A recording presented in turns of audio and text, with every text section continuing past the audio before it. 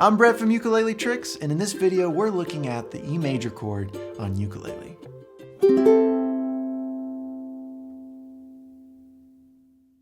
To play an E major chord, first take the index finger and bar or press down on all 4 strings at the 2nd fret.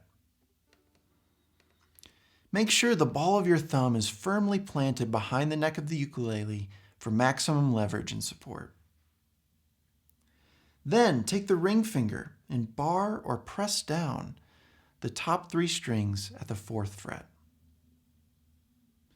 Be sure to bend back your ring finger just enough to allow that bottom string on the 2nd fret to ring out.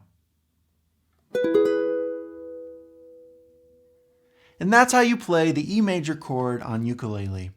Now this can be a really challenging chord, which is why I've included a link in the description of this video to another video with some more tips and tricks on how you can play this chord. Be sure to check that out. If you found this video helpful, be sure to hit that thumbs up button. And to become a better ukulele player, join me over at ukuleletricks.com for more step-by-step, easy-to-follow video lessons.